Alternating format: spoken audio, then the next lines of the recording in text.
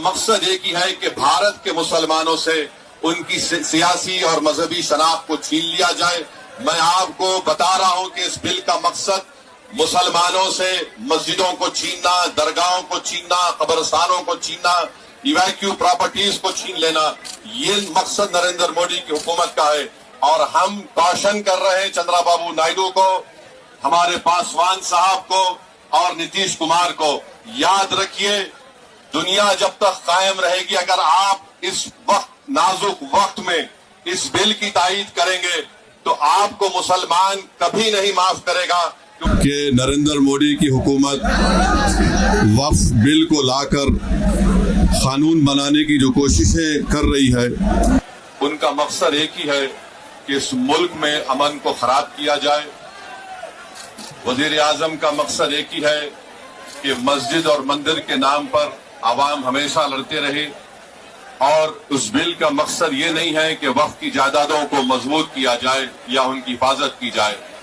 آپ خود اندازہ لگائیے کہ ہندو دھرم کے ایک بہت بڑے جورسٹ ہیں بی کے مکھرجی کی کتاب میں لکھا گیا کہ ہندو دھرم میں بائی کسٹم بائی یوسیج وہ مندر کی جائیداد بن سکتی ہے، تو نریندر مودی وقف کے وقف بائی یوزر کو اس طرح سے ختم کر رہے ہیں کہ اگر کوئی ڈسپیوٹ ہوگا یا گورنمنٹ پراپرٹی ہوگی تو وقف بائی یوزر نہیں رہے گا۔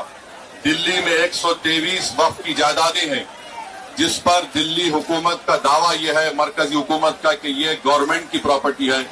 کلیکٹر کو اختیار دینے کا مطلب یہی ہے کہ کلیکٹر حکومت کے حق میں فیصلہ دے گا۔ جس مسجد کے امام ہمارے بھائی مولانا محب اللہ ندوی صاحب ہیں، وہاں پر مرکزی حکومت کہتی ہے کہ وہ گورنمنٹ کی پراپرٹی ہے۔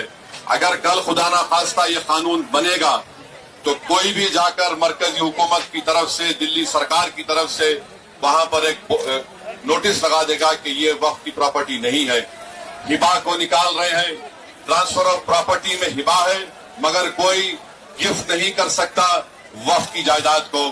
نریندر مودی آج کل بھارت کے ہمارے فضیلت الشیخ بنے ہوئے ہیں اور یہ بتا رہے ہیں کہ اگر کوئی مسلمان ہوتا ہے تو اس کو 5 سال تک وہ وقف کو نہیں دے سکتا ہے۔ یہ کہاں سے ان کو معلوم ہوا؟ کون سے فقہ کی کتاب میں لکھا گیا؟ تو ان کا مقصد ایک ہی ہے کہ بھارت کے مسلمانوں سے ان کی سیاسی اور مذہبی شناخت کو چھین لیا جائے۔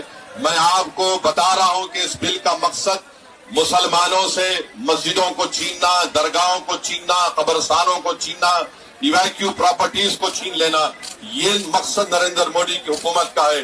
اور ہم کوشن کر رہے ہیں چندرا بابو نائیڈو کو، ہمارے پاسوان صاحب کو اور نتیش کمار کو، یاد رکھیے دنیا جب تک قائم رہے گی، اگر آپ اس وقت نازک وقت میں اس بل کی تائید کریں گے تو آپ کو مسلمان کبھی نہیں معاف کرے گا، کیونکہ آپ کی تائید کی وجہ سے یہ بل قانون بنے گا۔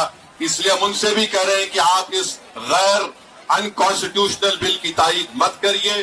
ہمارا مطالبہ صرف یہی ہے، اگر ہندو دھرم کی پراپرٹیز میں، مندروں میں، سکھوں کے گردوارا میں کوئی غیر سکھ یا غیر ہندو ممبر نہیں بن سکتا تو مسلمان کے اس وقت میں کیوں بن سکتا ہے؟ تو یہ تمام چیزیں ہیں، ہم امید کرتے ہیں کہ حکومت اس کا نوٹس لے گی۔ اگر نریندر مودی اس ملک کے امن کو خراب کرنا چاہتے ہیں، وہ مسجدوں اور مندروں کے جھگڑوں میں اضافہ کرنا چاہتے ہیں، تو یہ ان کی حکومت کی ذمہ داری ہوگی۔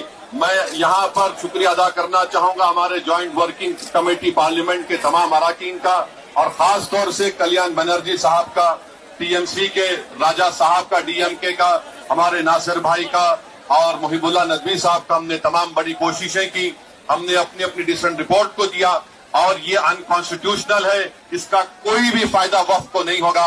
صرف وقف بورڈ کو برباد کرنے کے لیے، وقف جائیدادوں کو لوٹنے کے لیے حکومت یہ اینٹی کانسٹیٹیوشنل اور اینٹی مسلم کام کرنے جا رہی ہے۔ بہت بہت شکریہ۔